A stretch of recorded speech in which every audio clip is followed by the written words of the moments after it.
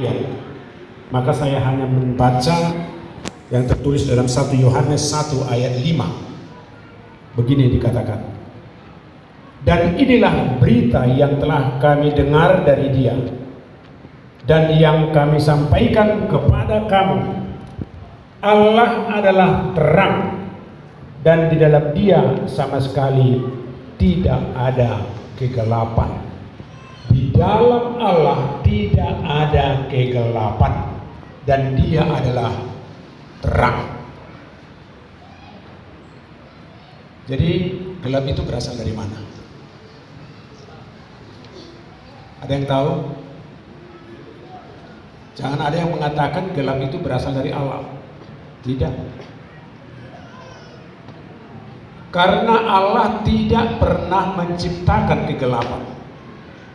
Yang diciptakan Tuhan adalah terang.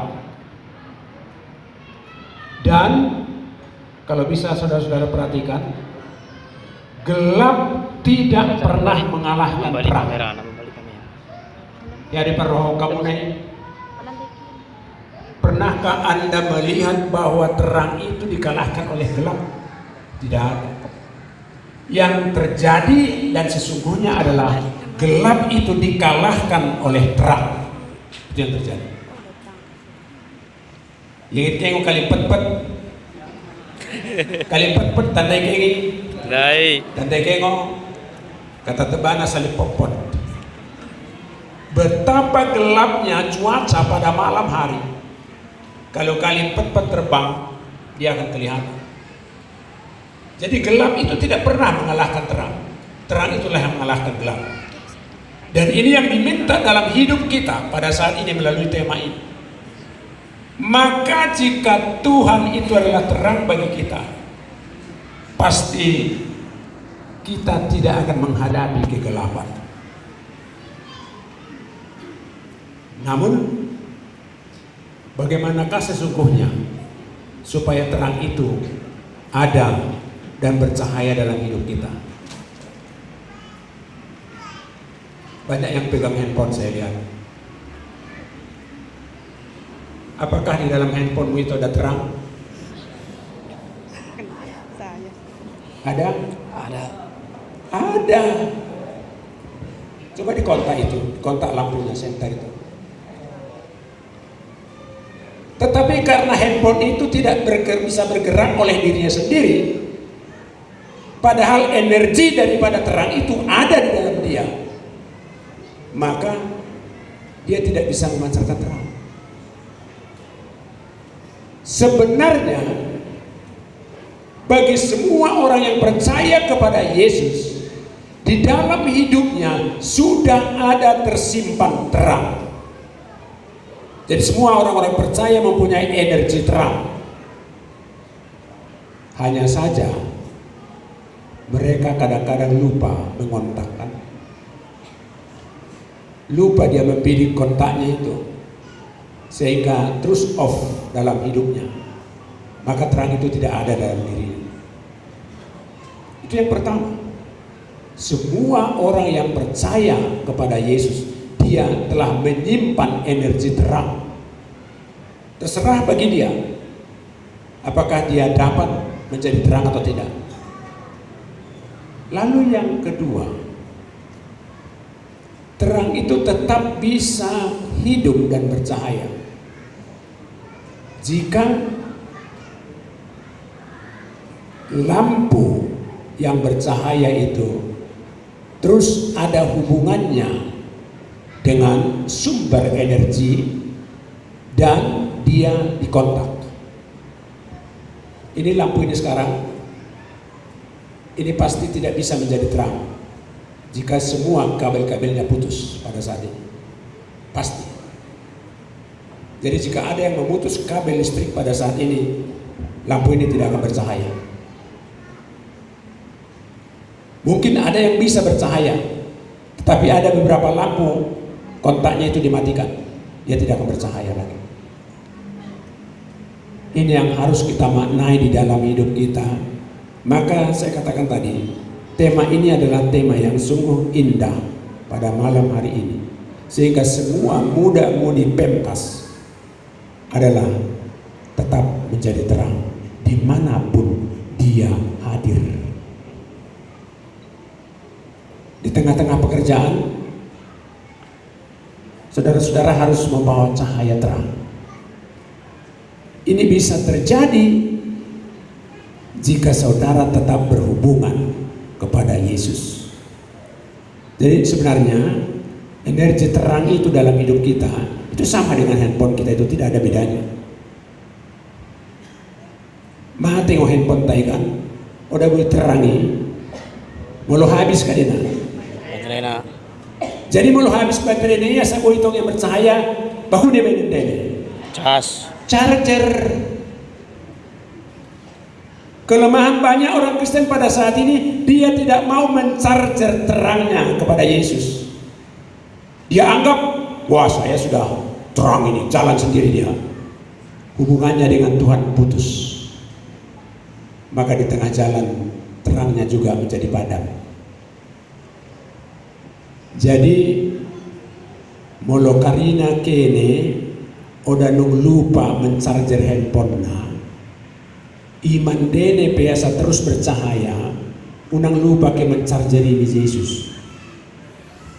Kade mau tali charger ta ni Yesus. Oda kita tahu korito konai. Tangia berdoa kepada Tuhan.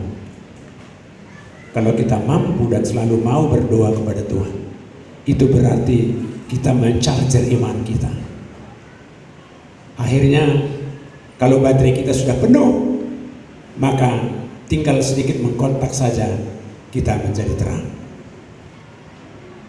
Ini yang harus kita hayati dalam hidup kita. Karena orang-orang yang tidak hidup di dalam terang, maka mereka sudah pasti ada di dalam kegelapan. Jika mereka ada di dalam kegelapan, apa yang terjadi? Perbuatan jahat. Gelap tidak pernah mendatangkan kebaikan, tetapi gelap selalu mendatangkan kejahatan. Oleh karena itulah Tuhan Yesus mengatakan di dalam Yohanes 8 ayat 32, akulah terang dunia.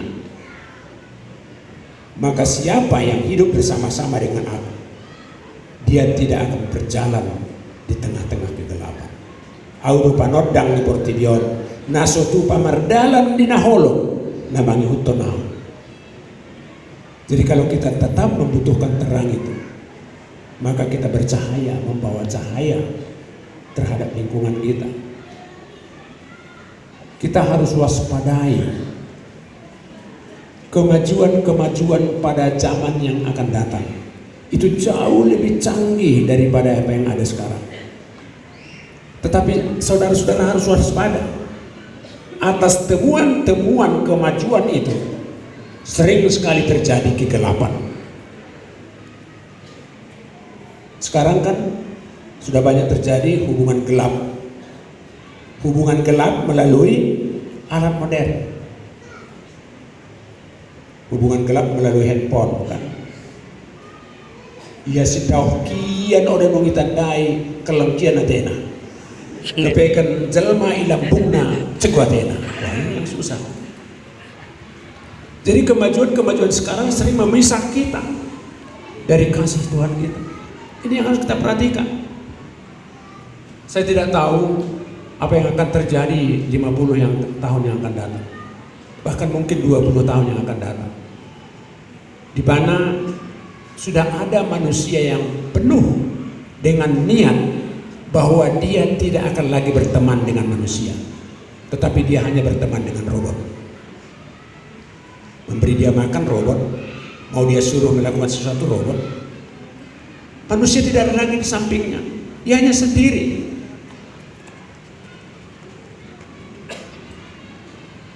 Saya harus katakan, pasti Tuhan tidak menghendaki hal tersebut. Karena manusia diciptakan oleh Tuhan adalah untuk sesamanya manusia.